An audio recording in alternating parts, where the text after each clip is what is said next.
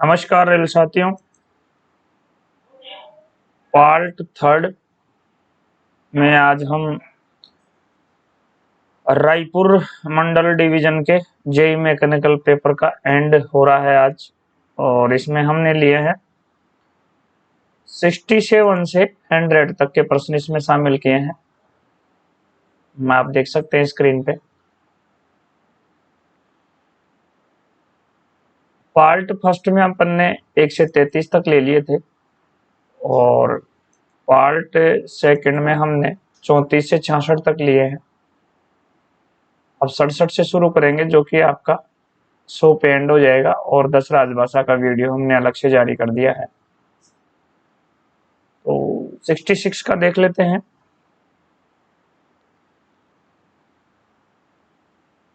Sixty six का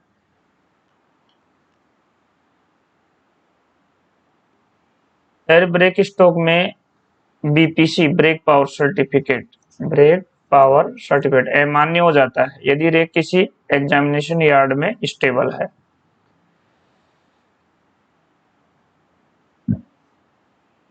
In air brake stock, BPC becomes invalid if the rake is stable in any examination yard। तो ये आपका 24 hours, 24 घंटे, option A answer.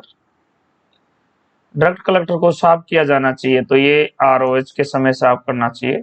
ROH का मतलब routine over होलिंग।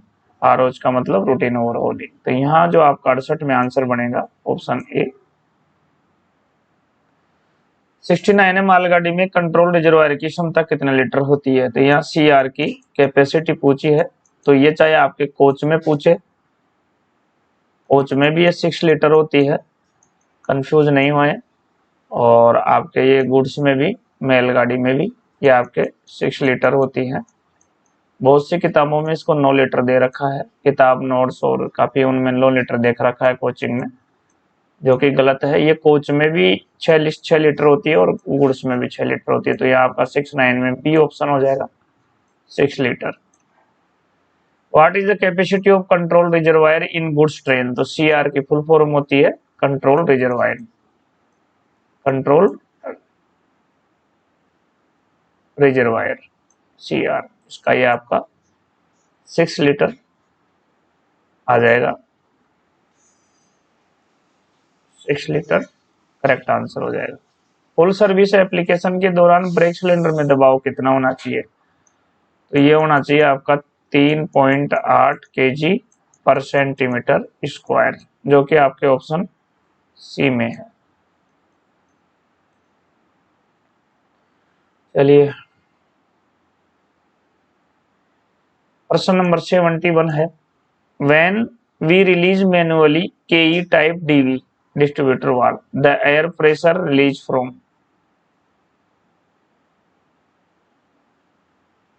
जब हम मैनुअल रूप से केई टाइप डीवी रिलीज करते हैं तो एयर प्रेशर रिलीज किससे होता है। तो ये ब्रेक सिलेंडर और कंट्रोल रिजर्वायर। तो ये आपका ब्रेक सिलेंडर और कंट्रोल रिजर्वायर।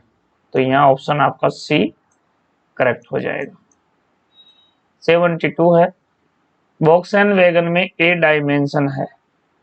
तो वोक्सवैगन वैगन में ए डायमेंशन होता है आपका 70 + 2 - 0।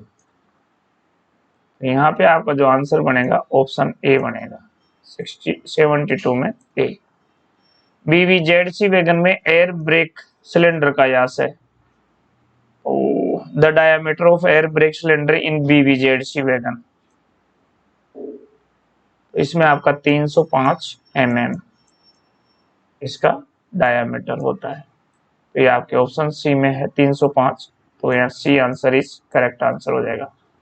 ये सुपरहिट प्रश्न आ गया साथियों। व्हीलों का पार्श्व मोमेंट किसके द्वारा कंट्रोल होता है। तो ये एक्सल गाइड के द्वारा कंट्रोल होता है। सुपरहिट प्रश्न है ये। Lateral movements of wheels controlled by. वैसे इस पेपर का बारीकी से निरीक्षण करें तो ये पूरा पेपर ही सुपरहिट है, और वाकई में जिस अधिकारी ने भी ये पेपर बनाया है, वाकई वो अधिकारी धन्यवाद के पात्र हैं। उनको कोटि कोटि नमन हमारा। वाकई उन्होंने जबरदस्त पेपर बनाया है। जो इस पेपर में उन्होंने क्वेश्चन जो शामिल किए हैं, वाकई बहुत ही अच्छे प्रश्न शामिल किए हैं। चलिए 75 है, नोडल पॉइंट से सीसी रे की ब्रेक पावर क्या होती है। सीसी रे क्या क्लोज सर्किट रेक होता है, इसकी ब्रेक पावर पूछिए यहाँ नोडल पॉइंट से, तो वो आपके यहाँ 100% हो जाएगी। ऑप्शन आपके यहाँ सी करेक्ट आंसर है, ऑप्शन बी करेक्ट आंसर है 100%। ब्रेक पाइप और फीड यार्ड का व्यास मालगाड़ी में कितना होता है। तो ये मालगाड़ी में आपके 32 mm होता है, मालगाड़ी में आपके ये 32 mm होता है, और कोच में ये है 25 mm होता है, और LHB में ये आपके 28 mm होता है। यहाँ मालगाड़ी में पूछा था गुड्स में, तो ये 32 mm हो जाएगा, ये कोच में आपके 25 mm हो जाएगा, और LHB में ये आपके LHB कोच में ये है 28 mm हो जाएगा। तो मैंने यहाँ तीनों बता दिया है, आप तीनों ध्यान रखें, तो यहाँ 32 mm करेक्ट आंसर हो जाएगा। Diameter of break pipe and feed pipe is in A goods train, तो 32 mm हो जाएगा। कॉमन पाइप ब्रैकेट से जुड़ी 3 शाखा पाइप जहां मध्य पाइप ले जाता है, the 3 branch pipe attach to common pipe bracket very the middle pipe lead to, तो ये AR auxiliary reservoir, AR option D answer. 78 है, ट्विन पाइप सिस्टम में एक वैगन में कितने कट ऑफ एंगल कोक दिए जाते हैं।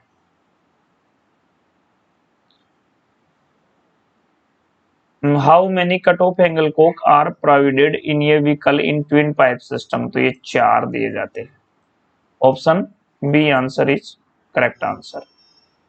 79 है, ब्रेक लगाने के दौरान हवा का प्रवाह,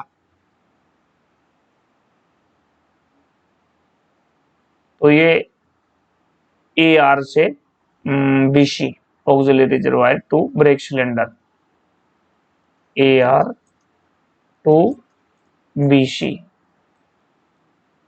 यानी कि option A is correct answer.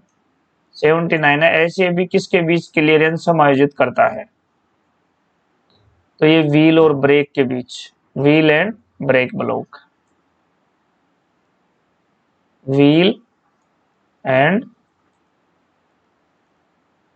Break block, option A correct answer. Passenger गाड़ी दुर्घटना में मानव जान हानि होने से जांच करता कौन है, सुपरहिट पर्सन है साथी, कॉपी में लिख सकते हैं, डायरी में नोट कर सकते हैं, तो इसके लिए CRS होता है। Coaching stock accident involving human life inquiry, तो ये आपके CRS होता है इसमें, 81 में बी। 82 है, एक रेलवे महिला कर्मचारी मातृत्व अवकाश का हकदार है,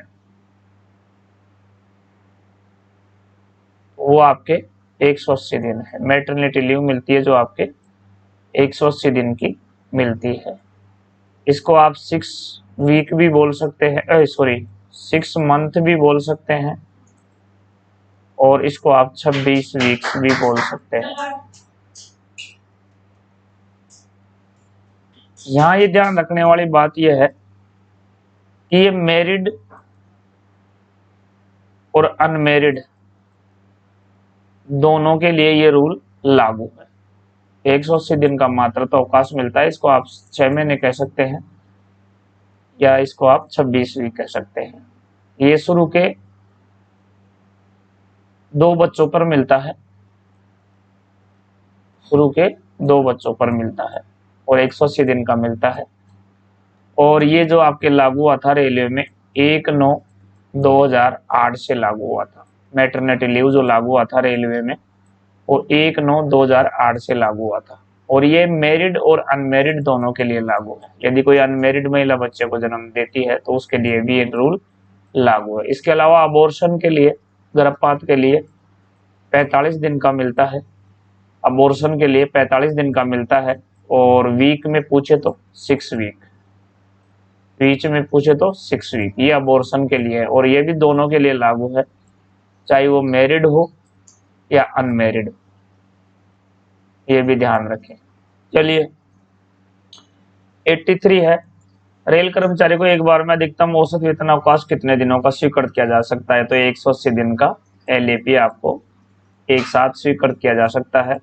आप इसको चाहे 180 दिन कह लीजिए, चाहे 6 महीने कह लीजिए, एक ही बात है। तो एलएपी एक साथ आप 180 दिन की स्वीकृत करा सकते हैं। तो आपका यहाँ 80 में सी आंसर हो जाएगा, 180 डेज, 180 डेज। प्रश्न नंबर 84 है, यात्रा भंग की अनुमति नहीं है यदि break journey is not permission in case of, तो ये सेटलमेंट पास में नहीं है, जिसको अपन निपटारा पास बोलते हैं हिंदी में। तो यहाँ पे जो आपका आंसर बनेगा वो 84 में सी आंसर बनेगा। अनुशासनीय अपील प्रक्रिया से मेजर पेनल्टी में किस मानक स्तर का फॉर्म जारी किया जाता है? तो मेजर पेनल्टी के लिए SF5 जारी किया जाता है और माइनर पेनल्टी के लिए SF11 किया जाता है और SF7 है जो जांच अधिकारी की नियुक्ति के लिए किया जाता है। तो यहाँ पे आपको मेजर पेनल्टी के लिए पहुंचा था, इसलिए SF5 आ जाएगा। तो यहाँ सी आंसर इज करेक्ट हो जाएगा। Which number of standard form is used for issue of major penalty chargesheet on disciplinary proceedings? तो ये SF5 हो जाएगा, ऑप्शन सी करेक्ट हो जाएगा। 85 में आपका सी आंसर करेक्ट हो जाएगा। नेक्स्ट है, डीम्ड निलंबन के लिए किस मानक फॉर्म का उपयोग किया जाता है? Which of the standard form is required to be used for issuing the order deemed suspension? तो deemed suspension के लिए SF2 आता है, SF2 आता है। और ये जो SF1 है ये निलंबन के लिए आता है, SF3 आता है जो निर्वाह पत्रों की स्वीकृति के लिए आता है, और SF4 आता है जो आपके निलंबन से बहाली के लिए आता है। तो ये मैंने चारों बता दिया। तो यहाँ डीम्ड सस्पेंशन के लिए पूछा था, तो उसके लिए SF2 करेक्ट हो जाएगा। तो यहाँ सी आंसर आपका आ जाएगा। नेक्स्ट है 87 है, जब किसी रेल कर्मचारी को निलंबन में रखा जाता है परंतु केवल लघु शास्ति पत्र जारी किया जाता है, तो निलंबन अवधि आपकी ड्यूटी मानी जाएगी। Option C answer is correct.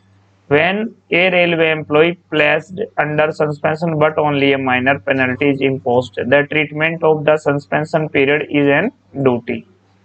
ये आपकी ड्यूटी मानी जाएगी। Option C is correct answer. प्रश्न नंबर 88 है, एक रेल कर्मचारी को डीम्ड सस्पेंशन में रखा जाता है अगर वह पुलिस सुरक्षा में रहता है। तो 48 घंटे से अधिक यदि वो पुलिस सुरक्षा में रहता है 48 घंटे, तो उसको डीम्ड सस्पेंशन मान लिया जाता है। तो यहाँ 88 में आपका बी आंसर करेक्ट है।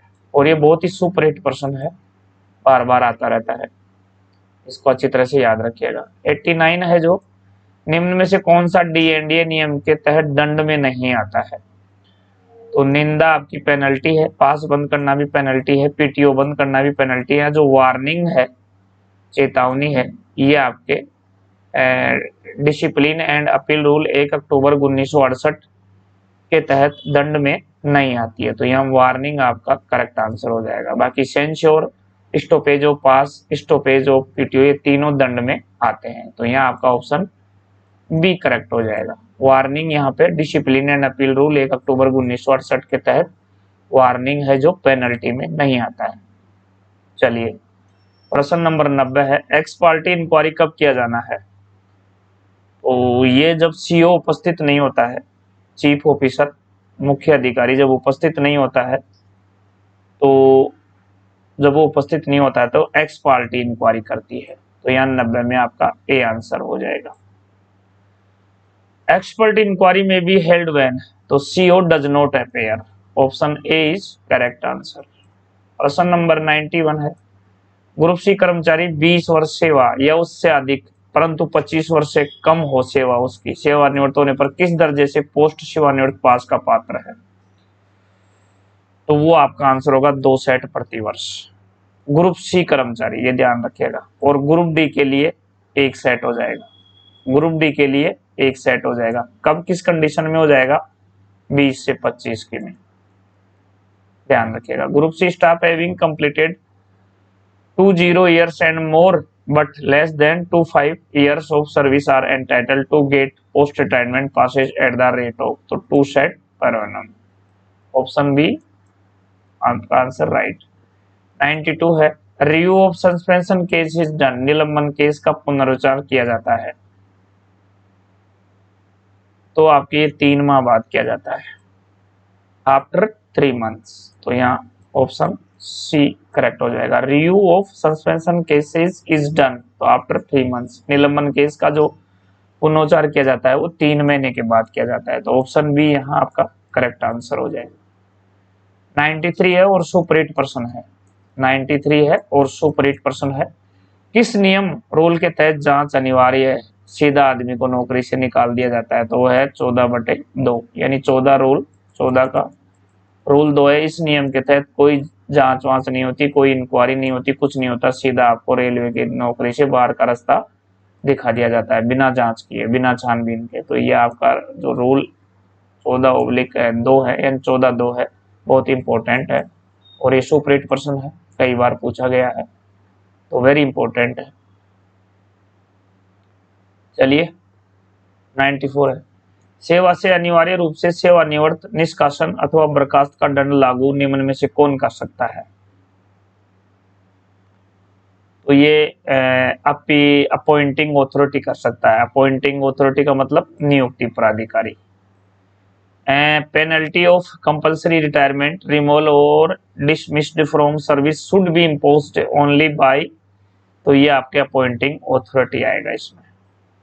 सेवा से अनिवार्य रूप से सेवानिवृत्त, निष्कासन अथवा बर्खास्त का दंड लागू कौन कर सकता है, तो ये अपॉइंटिंग अथॉरिटी कर सकता है, नियुक्ति प्राधिकारी. Option C. बहुत अच्छा प्रश्न है, सुपरहिट है, रट लीजिएगा, कॉपी में लिख लीजिएगा. 95 पे ग्रुप सी और ग्रुप डी कर्मचारी का निलंबन के दौरान प्रदान किया जाता है. तो ये ग्रुप सी और ग्रुप डी कर्मचारी को निलंबन के दौरान कितने पास सेट दिए जाते हैं. जब ग्रुप सी और ग्रुप डी कर्मचारी निलंबित हो जाता है तो उस दौरान उसको जो कितने सेट प्रतिवर्ष पास दिए जाते हैं, ये प्रश्न आपका पूछ रहा है. तो 1 सेट मिलेगा निलंबन की स्थिति में, 1 सेट मिलेगा, याद रखिएगा, वेरी इंपॉर्टेंट प्रश्न है. तो यहाँ आपका सी आंसर हो जाएगा. Group C and group D employees under suspension में बी गिवन, तो option C is correct answer. 1 set of passes 1 set of pass पर calendar year. Option C is correct answer. 96 है निम्न में से किस ग्रुप में सी एंड डब्ल्यू का पार्ट्स आता है. तो सी एंड डब्ल्यू का जो पार्ट्स आता है आपके वो 30 से 39 में आता है, याद रखिएगा, अच्छा प्रश्न है. तो ये आपके डी आंसर हो जाएगा. Under which of following group C and W parts are listed, तो ये हो जाएगा 30239 यानी 30 से 39.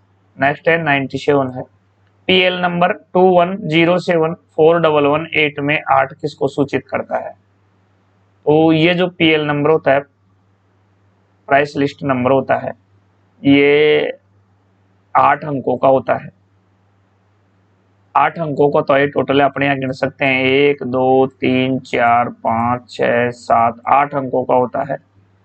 तो इसमें 8 अंक किसको सूचित करता है ये पूछा है. तो 8 अंक यहाँ लास्ट का अंक है, तो लास्ट का अंक चेक डिजिट होता है, चेक संख्या होता है. तो यहाँ ऑप्शन डी आंसर करेक्ट है. मैं एक बार इसको पूरा डिटेल से ही बता देता हूँ. जो इसमें शुरू के 2 अंक होते हैं वो मुख्य वर्ग होते हैं. तो मुख्य वर्ग यहाँ कौन से हो गए, यहाँ 21 आपका मुख्य वर्ग हो गया.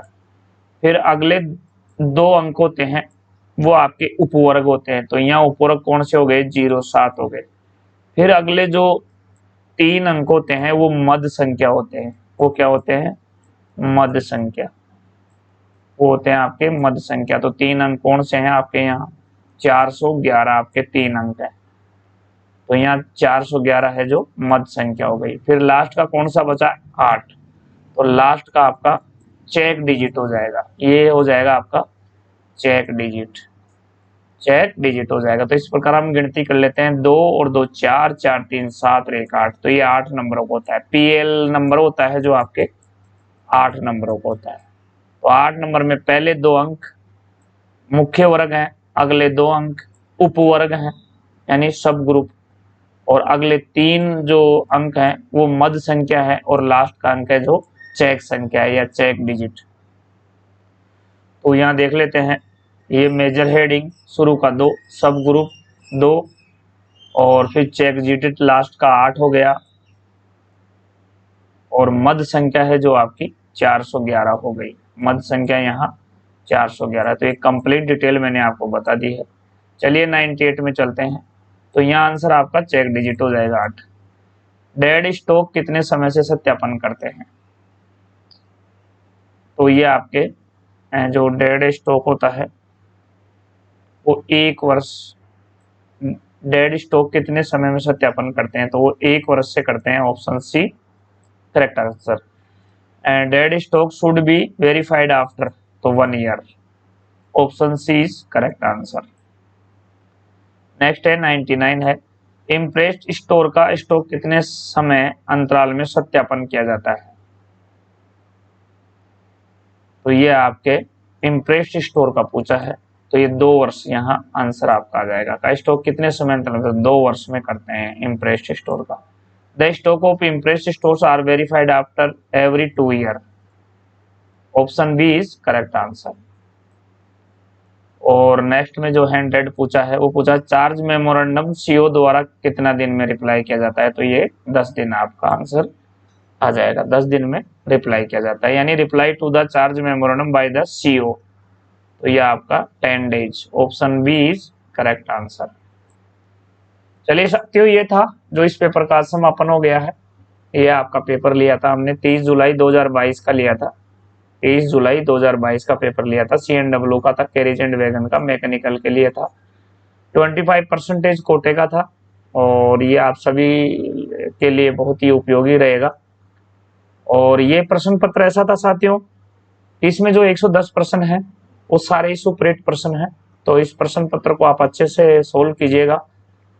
तो बहुत ही जिस भी अधिकारी महोदय ने ये पेपर बनाया है बहुत ही अच्छा बनाया है। BR क्लासेज उनको बहुत बहुत धन्यवाद देती है। उन्होंने कोई भी ऐसा प्रश्न नहीं बनाया है जो विवादित स्थिति में रहे, जिसमें सस्पेंस हो, डाउट हो। और जितने भी प्रश्न इसमें उन्होंने 110 प्रश्न जो छाट के लिए हैं वो बिल्कुल सुपरहिट प्रश्न लिए हैं, और करीब करीब उन्होंने सारा एरिया इसमें कवर किया है। उन्होंने स्टोर से भी लिया है, उन्होंने LHB से भी लिया है, ICF RCF से भी लिया है, उन्होंने एस्टेब्लिशमेंट से भी लिया है। राजभाषा 10% आपका होता ही है। तो उन्होंने एक, जिसको कह सकते हैं कि एक संतुलित पेपर, और एक अच्छा पेपर, और एक मीडियम लेवल का पेपर। तो वाकई ही अधिकारी महोदय इसके लिए कोटि कोटि धन्यवाद उनको, और वो धन्यवाद के पात्र हैं। और बहुत ही अच्छा पेपर बनाया उन्होंने, और ये आप लोगों के लिए काफ़ी यूजफुल होगा। एक सार्वगणित और संतुलित पेपर है ये, और इस पेपर में सुपरहिट प्रश्नों का समावेश सबसे ज़्यादा मैंने अब तक देखा। तो चलिए, थैंक यू वेरी मच, बहुत बहुत धन्यवाद आपको। Thanks for watching this video. जय हिंद, जय रेलवे।